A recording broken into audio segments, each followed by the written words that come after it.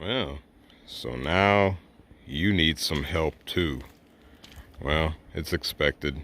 You are old after all.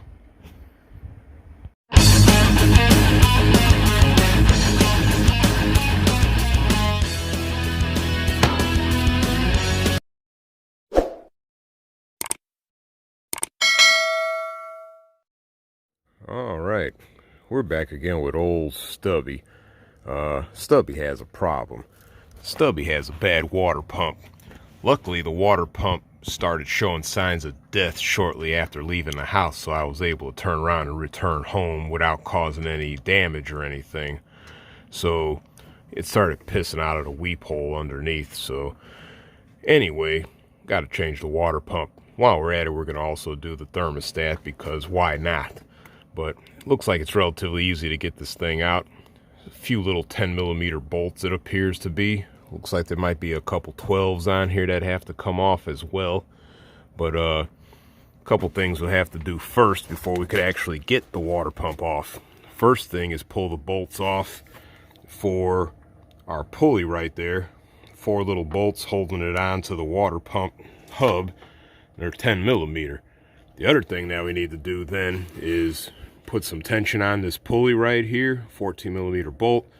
Take the tension off this pulley, and get our serpentine belt off, so I can go ahead and actually get to everything without a belt being in the way. So the first thing I'm going to do is use my 10mm. Have to see just how tight some of this stuff is to determine whether I need to use a wrench or a socket and a breaker bar, or who knows. There's little holes, don't know if you can see it, but there's little holes in the pulley where you can do something like stick a screwdriver or something in there to help wedge the thing stationary, so you can take all this garbage off without busting a knuckle or anything. So we're going to go ahead and do that real quick. Go ahead and get this pulley off, or at least unsecured from the water pump. Stand by. As stated before, I'm able to wedge a screwdriver in there to help hold the pulley stationary while I use my ratchet and socket to loosen the bolts and eventually remove them. I'm not going to remove the bolts all the way because, well, I don't want the pulley to just pop off under the tension of the belt. That's where our tensioner right here is going to come into play. So I'm going to need 2 hands to put tension on here and remove our belt so I could get the pulley off. So again, stand by. All right, we got our belt all the way off along with the 4 bolts for the pulley. So take the pulley off, get that out of the way, and expose the hub to our water pump, as well as all the little bolts holding this piece of crap on here. So yep, now the next fun part will be getting all our little bolts off. As stated before, these should be 10mm, yep, and there's a couple of them that look like they're probably 11 or 12. I'll get back to you on that, but let me see how many bolts are on this thing. I could see 1, 2, 3, 4. There's probably another one hidden under there somewhere. Yeah, I'll get that. But yeah, get the 10s out and get those other ones off and try to get this water pump off. Stand by. A word of warning here.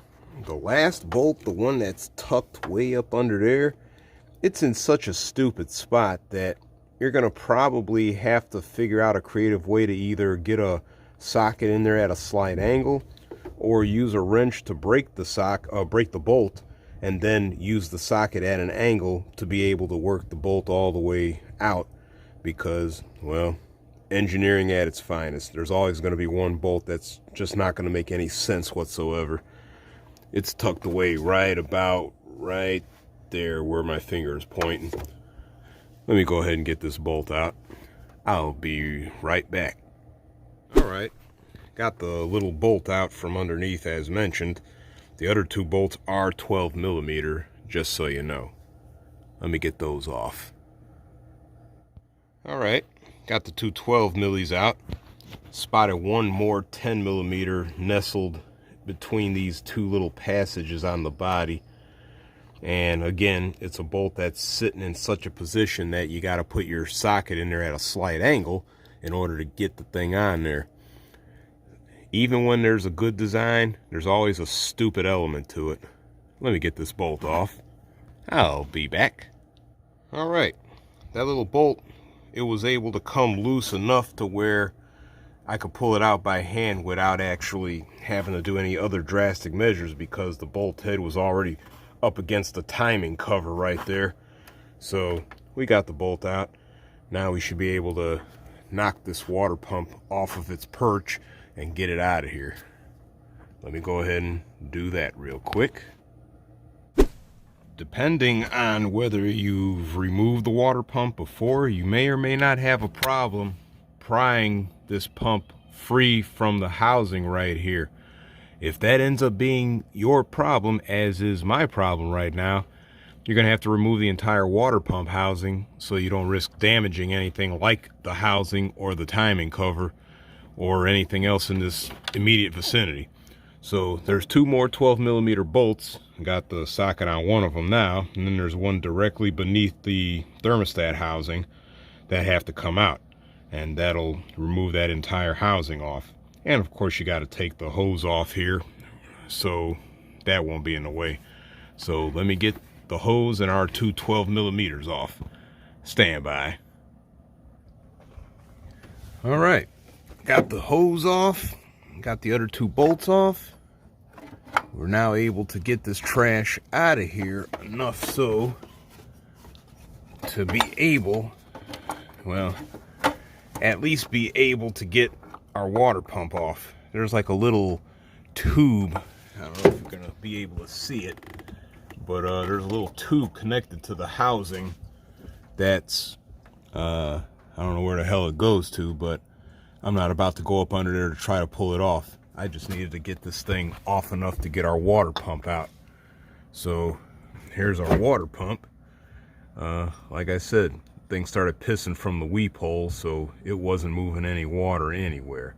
So this is out.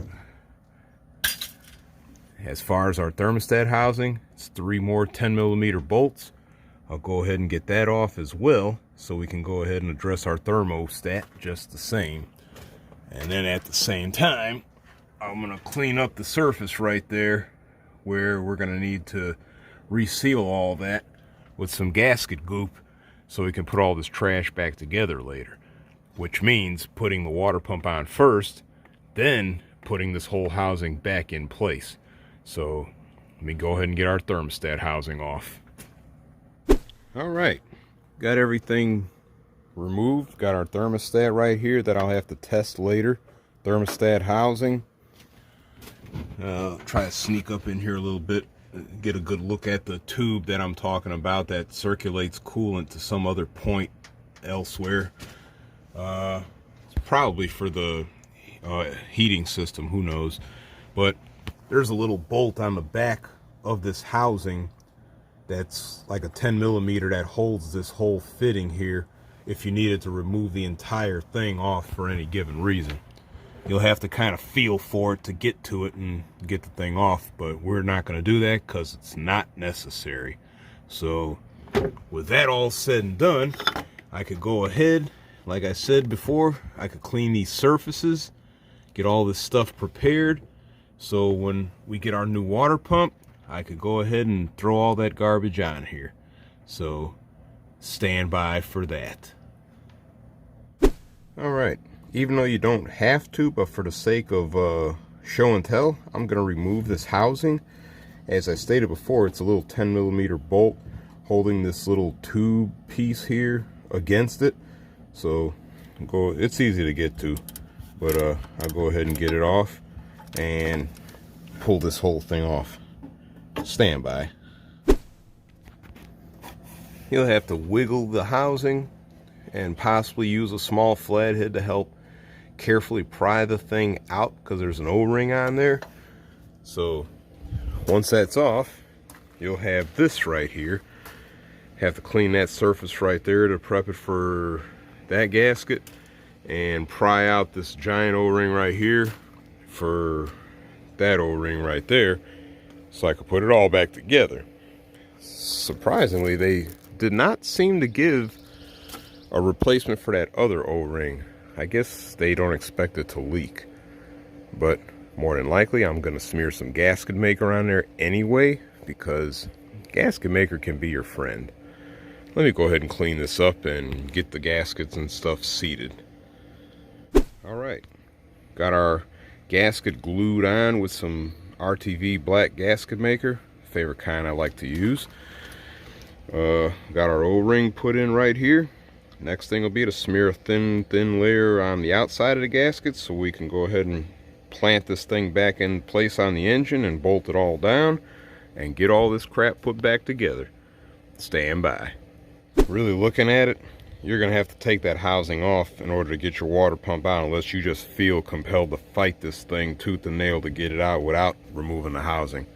A lot easier to do this, so we're gonna just go off the idea that everything comes out. But anyway, get your water pump mounted onto the housing first, so you can just put the whole thing back in, no problem, no sweat. Go ahead and get these bolts in here and get this whole thing slapped back in here. Alright, the first bolts obviously going in are going to be the 12 millimeters. Two of them on the top right there. There's one kind of tucked away down there, and then there's one almost straight down and right underneath the thermostat housing area. Don't have torque specs necessarily, just snug them up pretty good, but not so tight that you break something. This is where common sense comes into play. So our housing is in. Go ahead and put that one little tube thingy right there back in, get that snugged up. Then we go ahead and do our thermostat. So stand by. All right, got our thermostat here with the O-ring / gasket. Little thing has a slot all the way around it to fit around the lip of the thermostat, so it's pretty simple and straightforward. You really don't need any gasket maker with this. So I'm gonna go ahead, put this around that and slap it into the housing right here, because there's a recessed spot right here for that O-ring part to sit nice and firm and flush. And then we could put our housing thingy back on and button all this stuff up. Let's do it. Alright, our thermostat housing, which is made of plastic here, is held in place by the 10 millimeter bolts as seen before. They don't need to be snug because we don't want to damage this thing. So with our housing back on, we also have our rad hose in place with the spring clamp, and with that we're ready to put our water pump pulley back on, which will use up the remainder of our little 10 millimeter bolts. And then we can go ahead and get our serpentine belt back on and get some coolant in this thing and see if this thing is going to run and not destroy itself. So stand by. All right, got everything back together. Serpentine belt is on. Our pulley is snugged up real good. Got our rad topped off. When I run the thing and it starts circulating, I might need to add a little more coolant in there. Plus I need to burp the system anyway. So let me go ahead and start this thing up. So far so good. Everything is running along. The belt and everything is still straight. We don't have any leaking around the water pump. Focus. Everything looks straight on that end. Gonna get a little spray over because I had some overflow right here when I poured this crap in here, so it's leaking down there and getting blown out by the fan. No biggie, but gonna have to sit here and let this thing warm up some. Yeah, we're getting a blow off from this overflow getting blown by the fan all over the place. That kind of sucks for confusing us here, but it ain't gonna be that bad. Let me give this thing a few minutes to warm up. I'll get back with you in a second. Alright, been running for a little while. Got the rad cap back on. Everything is looking pretty good. Nothing spraying out from anywhere. No smoke, no nothing. Come up in here. Our temp gauge is hovering where it's normally supposed to be. So I would call this job a success. As far as that service engine light, that popped on the moment the doggone thing started overheating or registering an overheating condition. So already got a scanner on that, and not really pulling up anything significant, but I'll have to erase it and drive this thing under normal circumstances and see if that comes back and check it again later. That'll be something else for a different time. But as far as our water pump is concerned, that's all done. Not too bad of a job to do.